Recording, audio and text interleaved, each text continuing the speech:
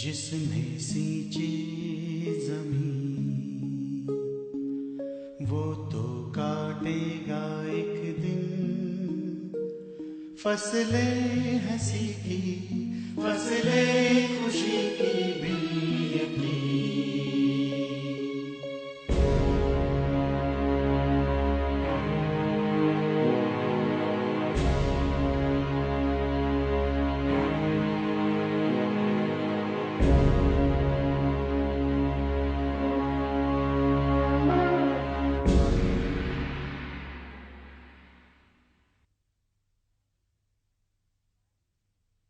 Bible की कहानियां प्रस्तुत करते हुए मदर टेरेसा ने कहा, Let us offer this beautiful gift to God and let us do it for the blessed glory of God and the good of our people.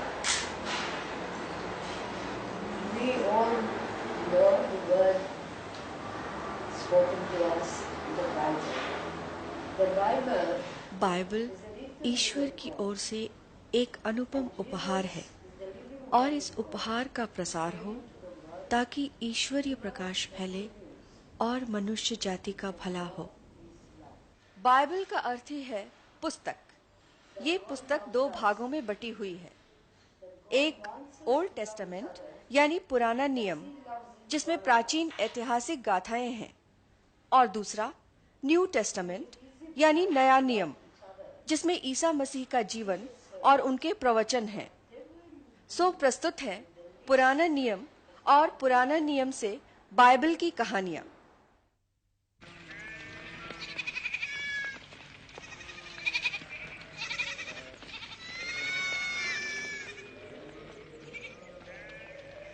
आदि मानव आदम की संतति बढ़ी और केन और शेत के वंश फले फूले और एक बड़ा कबीला जैसा बन गया। और इस कबीले के लोग बिखरे बिखरे से परिवारों में बंटकर अलग अलग घरों में रहने लगे। मनुष्य की बुद्धि का विकास हुआ और उसने अपनी सुविधा के लिए उपयोगी औजार विकसित कर लिए।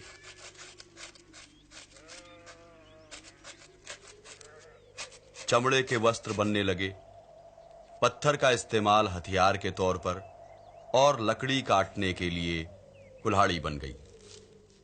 मगर इंसान ने जो सबसे बड़ा आविष्कार किया वो था संगीत।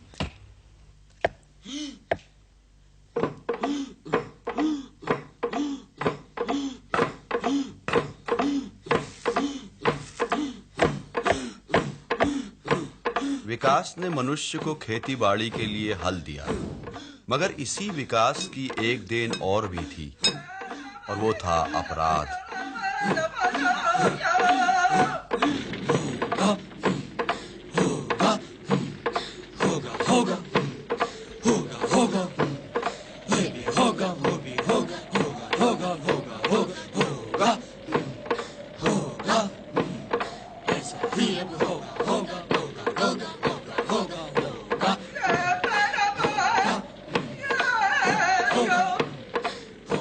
लोग सच्चे ईश्वर को भूल गए और तरह तरह की मूर्तियां बनाकर नकली खुदाओं की पूजा करने लगे और एक दूसरे को मार देना एक आम रिवाज हो गया।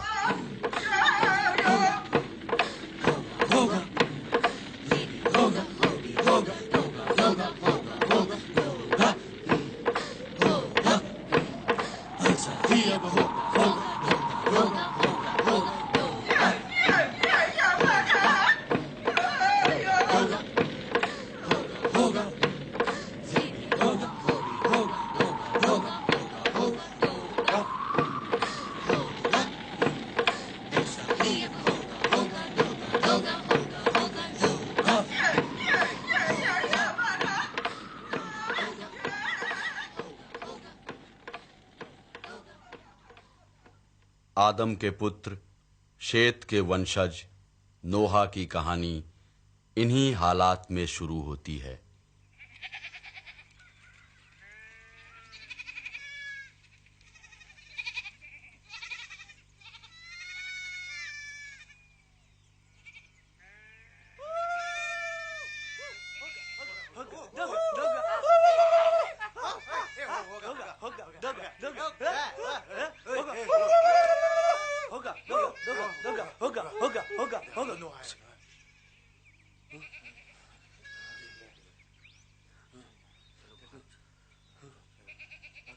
होगा होगा होगा होगा होगा होगा होगा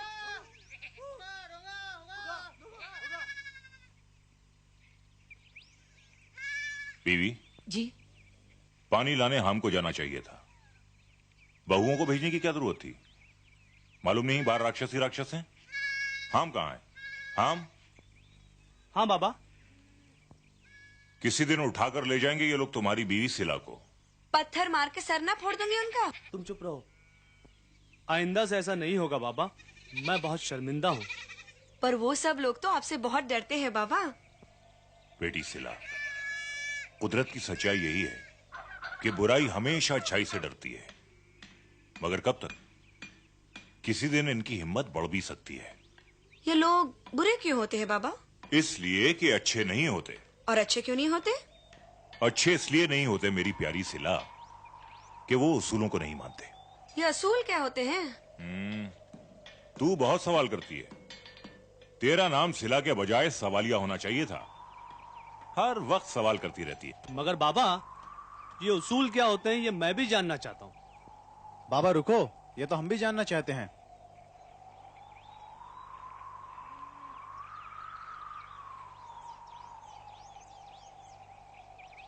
तुम अपनी मां को मां समझते हो और बीवी को बीवी समझते हो। इसके उलट क्यों नहीं समझते? क्या चीज है जो तुम्हें रोकती है? इन दोनों में जो फर्क है और उस फर्क की जो समझ है वही उसूल है। हम पाबंदी को माने ये उसूल है, ना माने ये बुराई है। बाबा के पास तुम्हारे हर सवाल का जवाब है। बाबा, आप हर बात इतनी आसानी से कैसे समझा लेते हैं?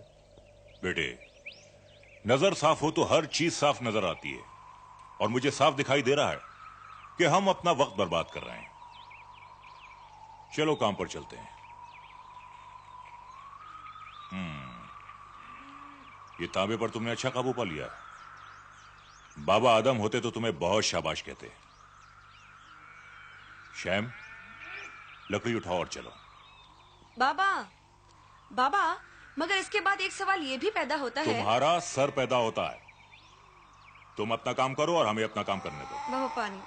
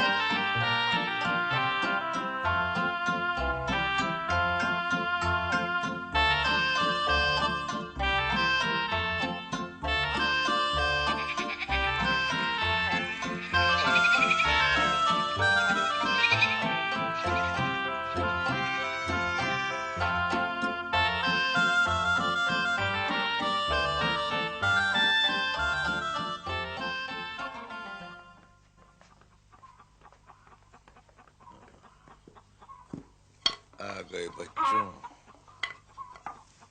बहुत अच्छा हुआ जेवन तुम खुद आ गए। मैं तो तुम्हें बुलाने ही वाला था। बैठो बैठो। मुझे बुलाने की जरूरत कहाँ पड़ती है नोहा। पेट की भूख अपने आप यहाँ ले आती है। बाबा, हम अपनी प्यारी सिला के लिए क्या लाए हैं? ये लो। आहा, कितना सुंदर है ना? जीवन चाचा, देखिए मैंने आपके लिए क्या बनाया है। मीठे बच्चे मीठे ही काम करते हैं। चला, इधर बैठ।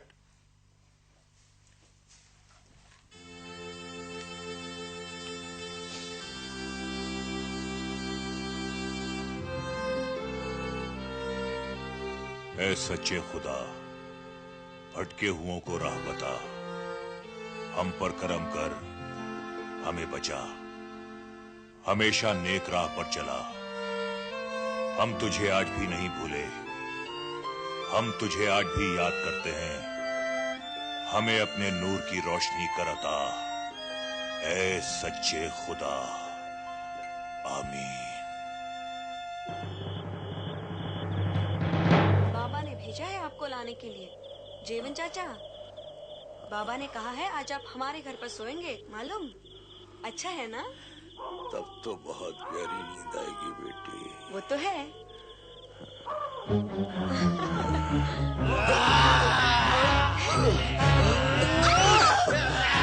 जेवन चाचा, बाबा, बचाओ, बचाओ, बचाओ।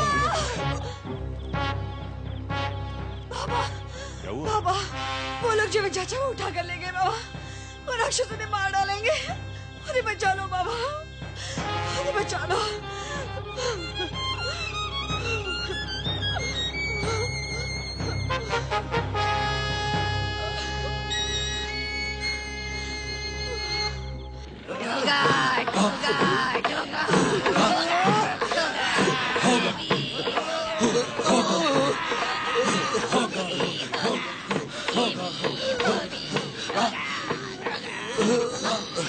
तू क्यों हमसे जुदा है? बोल, ये तेरा खुदा है। बोल, ये तेरा खुदा है। नहीं, ये मेरा खुदा नहीं है, ये पत्थर के बुत हैं। नहीं, ये मेरा खुदा नहीं है। मेरा खुदा!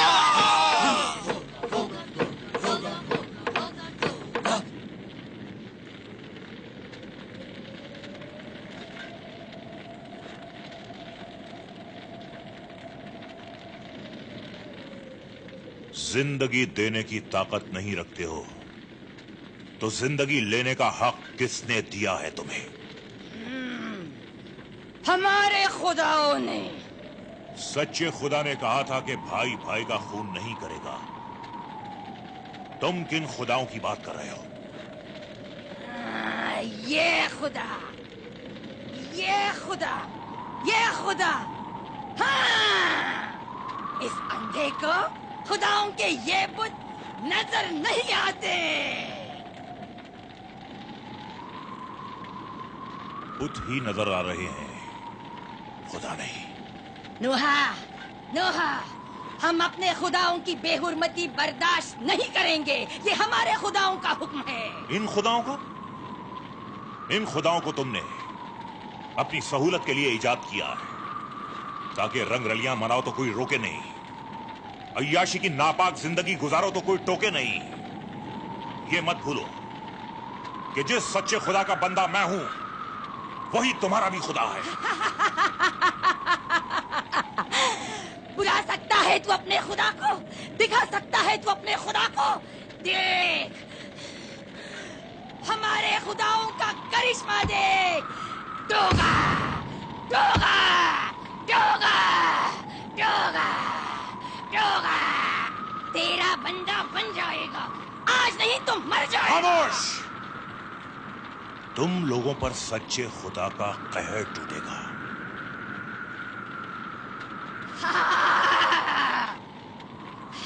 अब इसकी बारी, अब ये जाएगा, दंड पाएगा। हाँ, हाँ।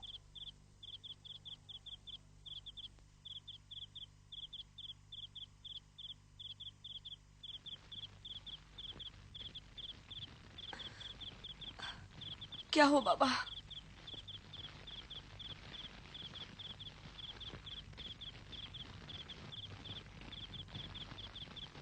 तुम सब जाकर सो जाओ।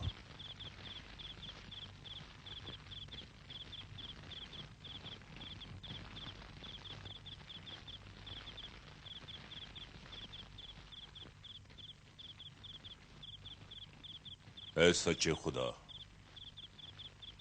नेक बंदों में इकलौता जीवन बचा था, आज वो भी गया। अब हमारा क्या होगा? क्या ये दरिंदे हमें छोड़ देंगे? फिर भी हमारा यकीन तुम पर है। तुम सब कुछ जानते हो, तुम सब कुछ देखते हो। तुम ही को मालूम है कि तुम्हें क्या करना है। ऐ सच्चे खुदा, हम अपना सर तुम्हारी मर्जी के आगे झुकाते हैं। नोहा,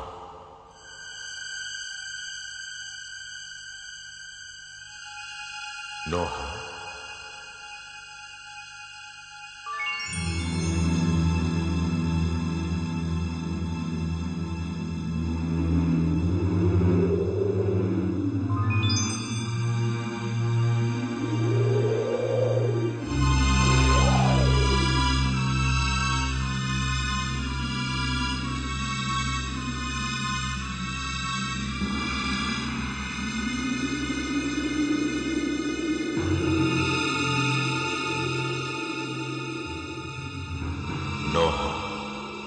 सब कुछ मेरी इच्छा से पैदा हुआ और अब सब कुछ मेरी इच्छा से खत्म हो जाएगा। धरती पर झूठ, मक्कारी और हिंसा इतनी बढ़ गई है कि मैंने सब कुछ खत्म कर देने का फैसला कर लिया है। आज से ठीक 7 दिन बाद आसमान से 40 दिन और 40 रात तक पानी बरसेगा और जमीन के सोते फूट निकलेंगे और ऐसा जल प्रलय होगा कि जमीन पर जो कुछ है सब खत्म हो जाएगा।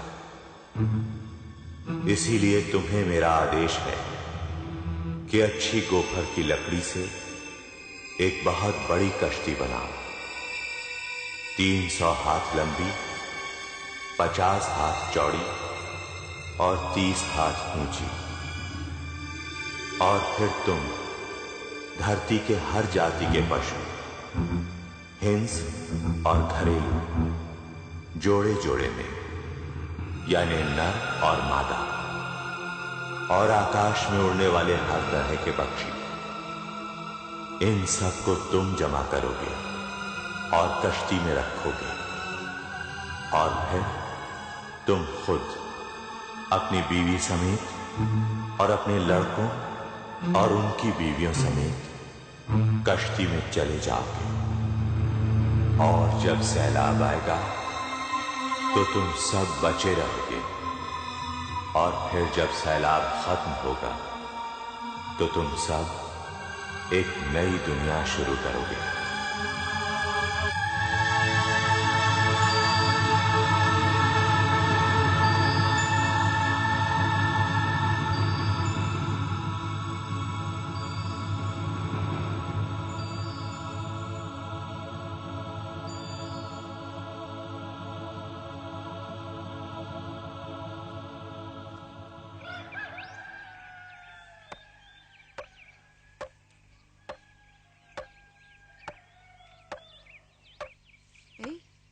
सुनो,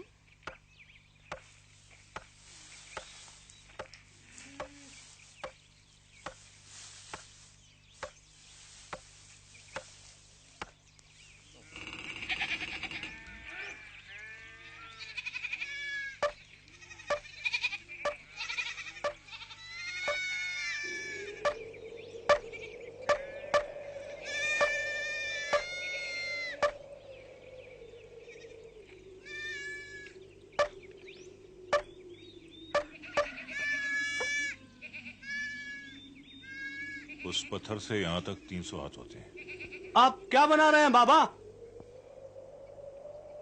पता नहीं, रात से लगे हुए हैं और बताते कुछ भी नहीं। काम बहुत करना है और वक्त बहुत कम है हमारे पास। बाबा, मगर इस कम वक्त में हमें करना क्या है? क्या क्या नहीं करना है? दुनिया भर के जीव जंतु, जानवर और परिंदे जमा करके इस कश्ती में रखना है, और वो भी जोड़ों में। मगर क्यों? और कश्ती कहाँ है?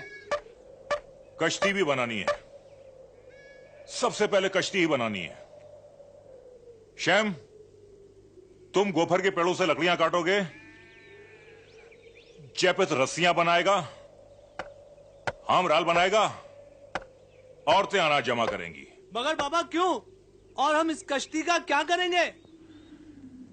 ये कश्ती हम सबको सैलाब से बचाएगी। सैलाब? सैलाब क्या पहाड़ तक आ जाएगा बाबा? सारे पहाड़ डूब जाएंगे, सारी जमीन डूब जाएगी। वक्त नहीं है, जल्दी करो जल्दी। मगर बाबा, खेतों में बीज रोप लूं पहले, फिर आप जो कहेंगे। नहीं, बीजों को संभाल कर रखो, उन्हें जाया मत करो। वो पशु पक्षियों के खाने के काम आएंगे।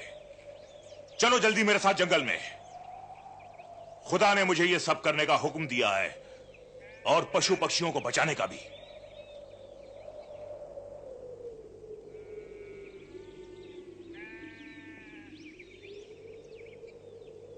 अम्मी, तुम्हें यकीन है?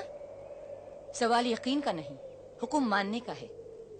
वो खुदा का हुक्म मान रहे हैं और हम इनका हुक्म मानेंगे। चलो बउआ, चलो काम पे चलो।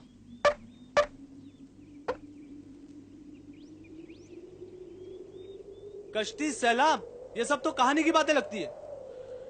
कहानी तो अब बनेगी। नोहा का नाम कश्ती और सैलाब से ऐसा जुड़ जाएगा कि आने वाली नस्लें अगर इसे अलग भी करना चाहेंगी तो नहीं कर पाएंगी। और सुनो मेरे बच्चों, दिल साफ हो और रूह पाक तो विश्वास लाने में कोई दिक्कत नहीं होती। बाबा, ये देखो। बाबा, इन्हें भी साथ ले चलेंगे। देखा, इसका दिल साफ है और रूह पाक, इसलिए इसे विश्वास लाने में कोई दिक्कत नहीं हुई।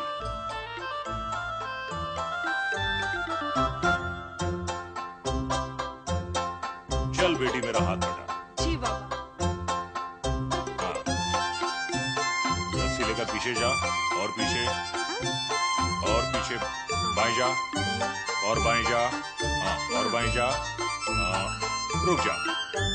अब रस्सी खींच। हाँ हाँ, ठीक।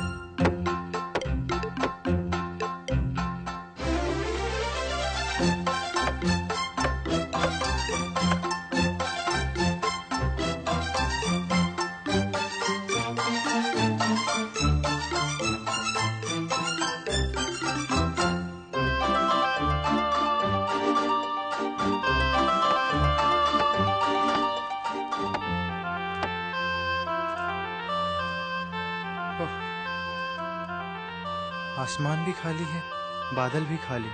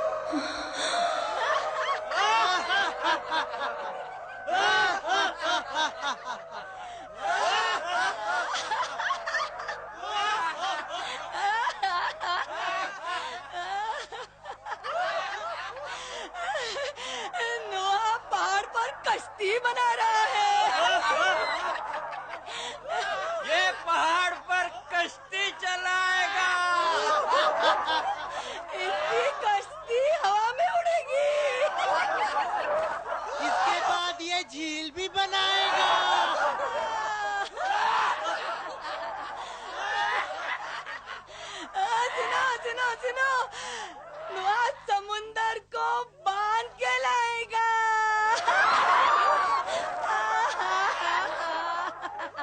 उन कटोरों में भर के लाएगा जो इसका बेटा बना रहा है।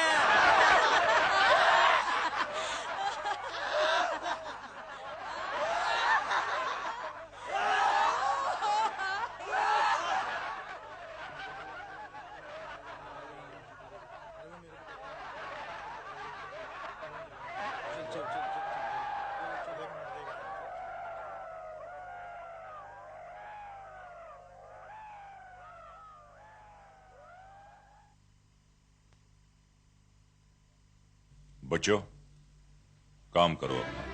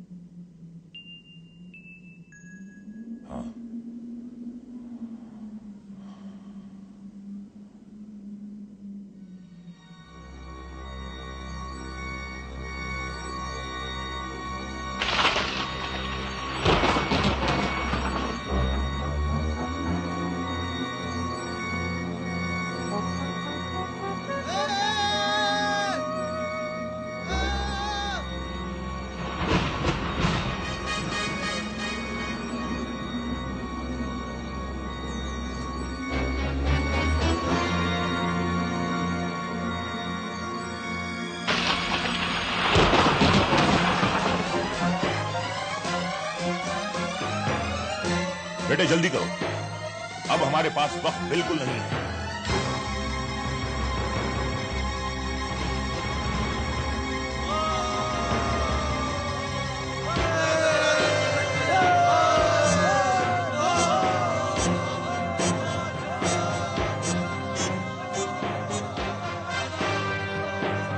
नोहा ने कश्ती बनाकर हमारे खुदाओं को नाराज किया है। हाँ, हम नोहा की कश्ती जला देंगे। जला दो, जला दो। हम कश्ती की सारी बंदिशें खोल दो, जल्दी करो।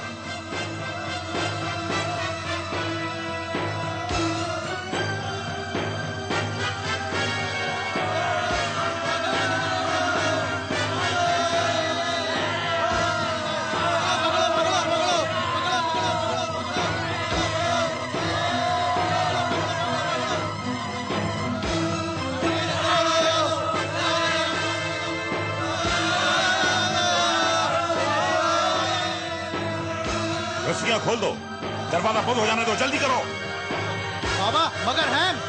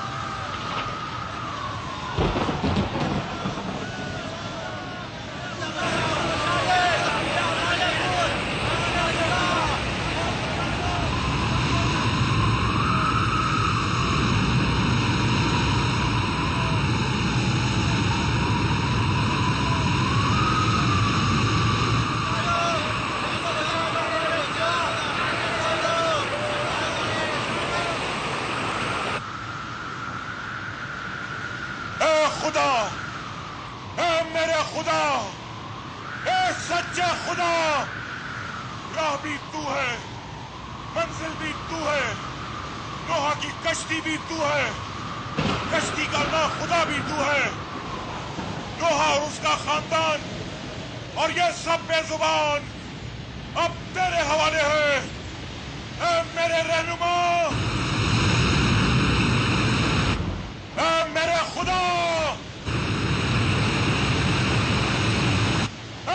सच्चे खुदा!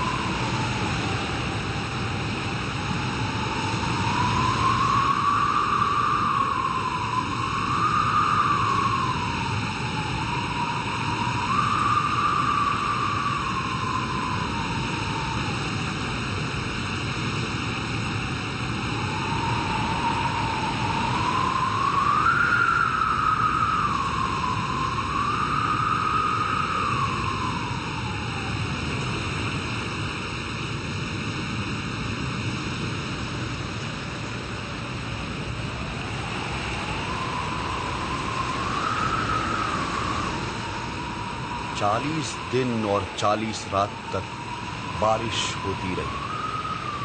पृथ्वी पर जल ही जल था, सब कुछ डूब गया। सिर्फ नोहा की कश्ती थी जो 150 दिन तक इस महासमुद्र पर तैरती रही।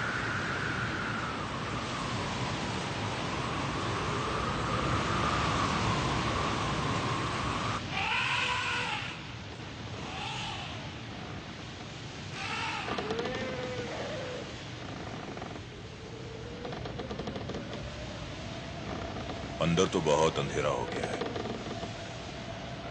हाँ, और खिड़की खोलने का भी कोई फायदा नहीं। बाहर तो और भी ज्यादा अंधेरा है।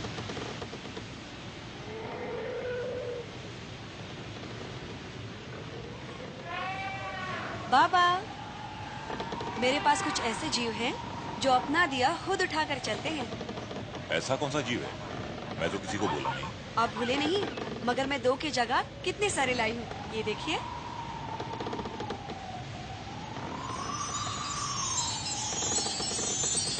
जुगनू लाई हूँ।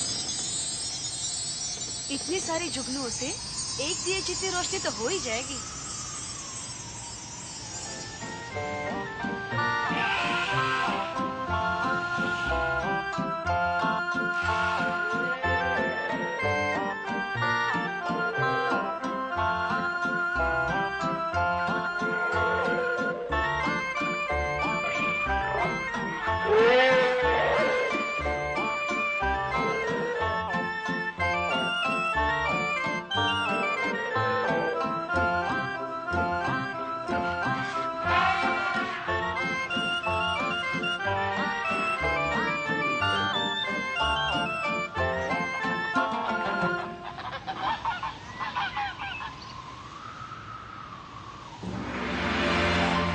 और फिर अंत में इस महाविनाश और इस महाप्रलय के बाद बारिश थम गई। फिर भी कश्ती पानी की धाराओं पर तैरती रही।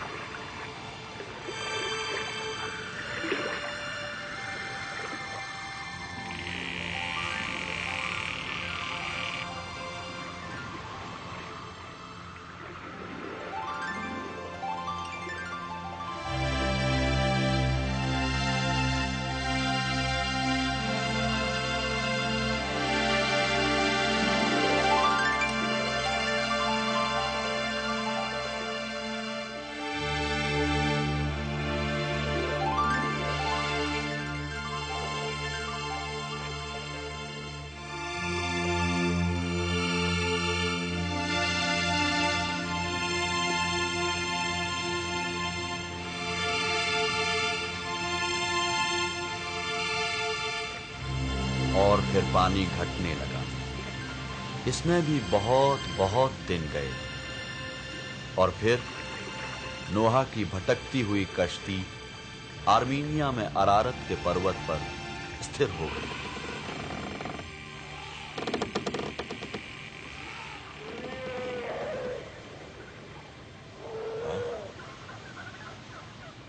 पानी कम हो रहा है। कश्ती जमीन पर रुकने वाली है।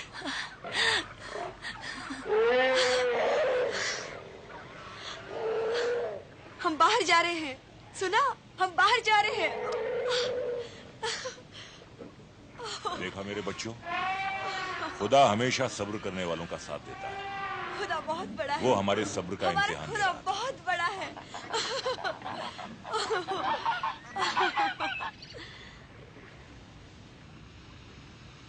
फिर बहुत दिन गए और नोहा ने एक ताक छोड़ा।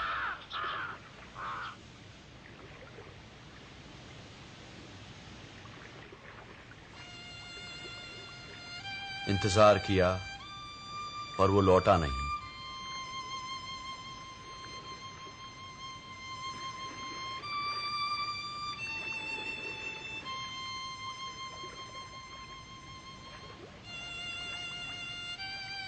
बाबा,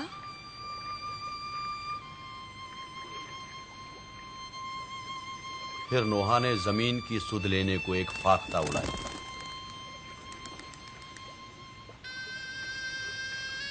मगर वो पानी में बहुत दूर दूर तक घूमकर लौट आई।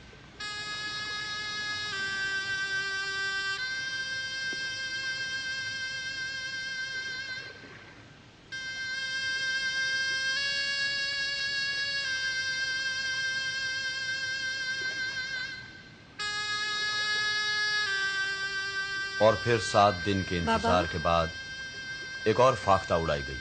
नहीं सिला, इस बार कबूतर तुम छोड़ो।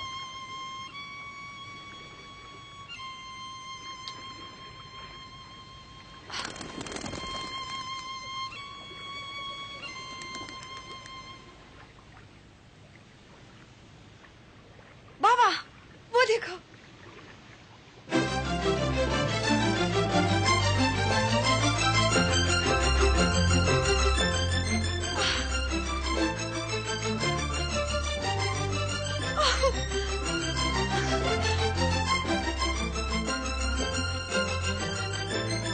जमीन पर हरियाली पैदा हो गई है।